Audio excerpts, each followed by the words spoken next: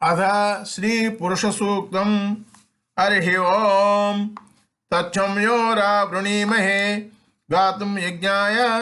गातुं यज्ञपदये दैवी स्वस्तिरस्तु नः स्वस्तिर्मानुषेभ्यः उद्वञ्जिगातु भेषजं सेन्नो अस्तु द्विपदे शं चतुष्पदे ओम शांति शांति शांतिः। ओम सहस्रशीर्षा पुरुषः सहस्राट्च सहस्रपात् सभुविं विस्मृतो वृत्वा अच्यतिष्ठदशाङ्गुलं पुरुषे वेदकं सर्वं यद्भूतं यच्च भव्यं उताम तत्त्वस्येषानः यदन्नेनातिरोहति एतावानस्य महिमा अतो जायागच्छ पूरुषः पादस्य विश्वभूतानि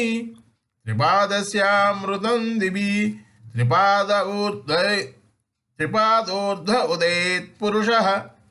पादोऽस्यः भवात् पुनः ततो विश्वं जक्रामत् शासनानशने अभि तस्मात् विराड जायत विराजो अधिपुरुषः स जातो अच्चरिच्यत पश्चात् भूमिमदो पुरः यत्पुरुषेण हविषा देवा यज्ञमतन्वत वसन्तो अस्यासीदाज्यं ग्रीष्मयित्मशरद्दविः सप्तास्यासन् परिदयः त्रिसप्तः समिधः कृताः देवा यज्ञं तन्वानाः अवद्रन् पुरुषं पशुं तं यज्ञं बर्हिषि प्रोक्षन् पुरुषं जातमग्रतः तेन देवा अयजन्ता साध्या ऋषयश्चे तस्माद्यज्ञा सर्वहुतः संभृतं पृषदाज्यं पशुगुस्तागश्चक्रे वायव्यान् अरण्यान् गाम्याच्चे तस्माद्यज्ञा सर्वहुतः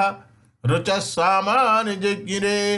छन्दागंसि जिज्ञिरे तस्मात् यजुस्तस्मादजायत तस्मादस्वाजायन्त एके चोभयादतः गावोह जिज्ञिरे तस्मात् तस्माज्जाता जावयः यत्पुरुषं व्यददुः कतिदा व्यकल्पयन् मुखं किमस्य कौ बाहू कावूरुपादावुच्येते ब्राह्मणस्य मुखमासीत् बाहुराजन्यकृतः ऊरु तदस्य यद्वैश्यः पद्भ्यागं शूद्रो अजायत चन्द्रमा मनसो जातः चक्षो सूर्यो अजायत मुखादिन्दश्चाग्निश्च प्राणाद्वायुरजायत नाभ्यासीदन्तरिक्षं शेषौजौ समवर्तत पद्भ्यां भूमिर्दिशस्तोत्रात् तदा लोकागम अकल्पयन् वेदाहमेतं पुरुषं महान्तम् आदित्यवर्णं तमसस्तु पारे सर्वाणि रूपाणि विचित्य धीरः नामानि कृत्वा विवदन्यदास्ते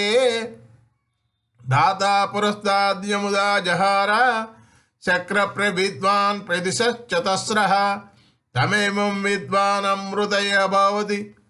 नान्यः पन्थायनाय विद्यते यज्ञेन यज्ञमयजन्त देवाः तानि धर्माणि प्रथमान्यासन् तेहनाकं महिमानः सचन्ते यत्र पूर्वे साध्या सन्ति देवाः अभ्यः सम्भूतपृथिव्यैरसाच्च विश्वकर्मणः समवर्तताधि तस्य त्वष्टा विदधद्रूपमेति तत्पुरुषस्य विश्वमाजानमग्रे